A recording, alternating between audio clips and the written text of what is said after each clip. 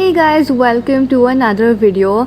The new academic year would have already started for most of you guys, and as you read from the title, in this video I'll be sharing a few things I wish someone told me before my 12th grade, and even if I knew them, I wish I followed them since the very beginning. So let's get started.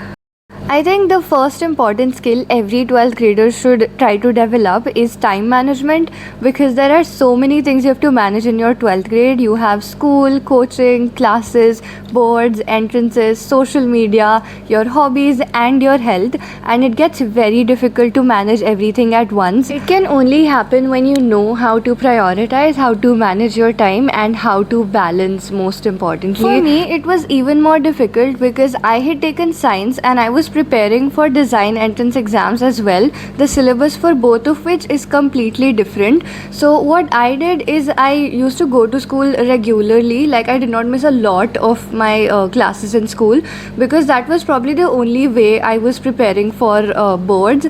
And after I came back from school, all I did was prepare for my entrance exams, because if you're a science student, definitely boards are not your first priority. It's the entrances that matter the most. I did take time to figure out how all of this was going to work, because when I had exams in school, also midterms and unit tests and everything, I had to study for them as well along with studying for my entrances. So time management is definitely very important. Moving on, in 12th grade you have projects for literally every subject and journals. If you're a science student, journals are such a waste of time, honestly, but you have to complete them as a part of your internal assessment. Most of you all will have your summer vacations in a few days, so if you're assigned, I would suggest complete your projects and journals in the summer break itself, because later on things get very overwhelming and all your work gets piled up and you don't have time to do this in the middle of your boards and entrances preparation. So if you're assigned, or if you can ask your teachers about the format and everything that you have to write your journals and projects in, you can get those done in the summer vacations itself, or at least like a draft in a Word document or something, so that later on you don't have to start from scratch, like actually doing the research part of it and everything. So you just have to copy it down and get it spiral bound, and that's it. The next tip, having a formulae or a reactions book. So whenever you're done studying a chapter, you just note down all the formulae you've come across in the chapter in a notebook or a paper, which you can also stick on your study desk wall or something. It's very helpful when you have to revise a particular chapter, or maybe when you're solving numericals for a chapter, you will find all your formulas at one place. This was my formula book, and I had a division in the same book for chemistry and physics, in fact for bio also, where I had written the name of scientists and their discoveries, because they ask it in MCQ sometimes. You can take screenshots, but I would suggest you have a book of your own as well, which you can carry everywhere and revise quickly whenever you want to. Not necessary it has to be this fancy or something. You can just write it with a black or blue pen. This notebook actually is made from the extra unused pages I had in my 9th and 10th grade notebooks. So I just tore them from the notebooks and got it spiral bound and turned it into this notebook, which I used for writing my formulae. This is a little organic reactions book that I had, because for organic you need regular revision to remember all of those reactions. Obviously these are not all of them, just a few that I had practiced. Also, do let me know if you all want to see a little Q&A video on the channel. If you all have any questions, you can put them down in the comment section below, or if you have any other video suggestions for the kind of videos you would want to see on the channel, you can put them down. Coming back to today's video, making to-do lists is our fourth tip. So basically all the tasks that you're planning to do in a day, you just write them down, and whenever you're done with the task, you strike it out on the to-do list. It can be on a sticky note or a memo pad or simply a notebook, or there are so many apps also which you can use to make your to-do lists. The motivation and satisfaction that striking the tasks out on the to-do list gives is...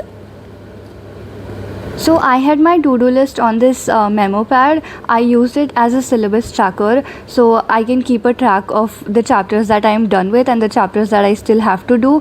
These are a few digital to-do lists I had in my 10th and 11th grade, and I still have them. If you're making to-do lists, it's also important to set achievable targets. So initially you can start with only like 3 to 5 tasks per day, and later on if you're done with those you can add more. But if you see 10 tasks to do on the to-do list, that itself is demotivating and you just keep thinking on it instead of actually working to complete those. So set achievable targets. Tip number 5, taking running notes. Now, if you're attending a class, be it online or offline, teachers usually say that this topic is very important, or the questions can be asked in this way from this topic. So note them down in the little empty space that you have in your textbooks or a notebook, because they are actually important, and when you get the question in the exam you'll be like, oh, I had noted it down there, and it's better instead of regretting, right? Especially for physics derivations, it's very difficult to understand them from NCERT. So when you're noting it down, when you're being taught itself, it becomes easier and you understand the entire thing better, like how you came to the following steps and everything.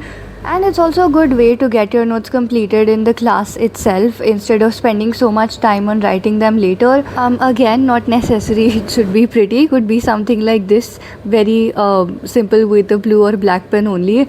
Moving on to tip number 6, changing your mindset. Okay, so a lot of you in 12th grade right now would have chosen your stream on the basis of options that it will be providing, and not because you actually like the subjects. And there are a few subjects which you don't like at all, like there's so much negativity you associate with the subject and you don't really feel like studying that subject. But if you think about it, can we really change our streams or subjects right now?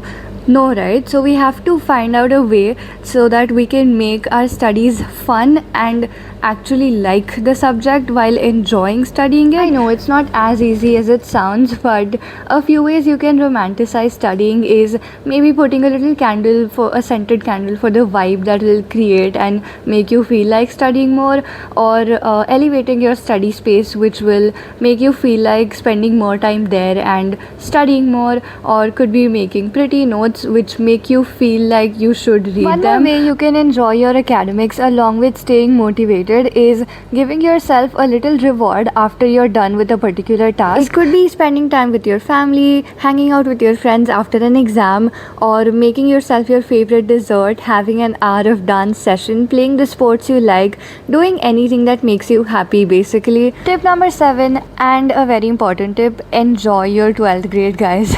I know it's going to get stressful, I know it's a little difficult, but it's the last year of your school life. Please enjoy your 12th grade. If you're someone like me who loves participating in extracurriculars but you aren't doing that because you're in 12th grade, or if you're compromising on your hobbies because you're in 12th grade, don't do that, guys. It's not that you always have to study. Create the best memories, because that is what is going to stay with you forever, and it's always good to enjoy the process instead of taking it as a burden on you, right? With that, we come to the end of this video. I hope you guys found it helpful. If you did, don't forget to like, share and subscribe for more such videos. Thank you for watching.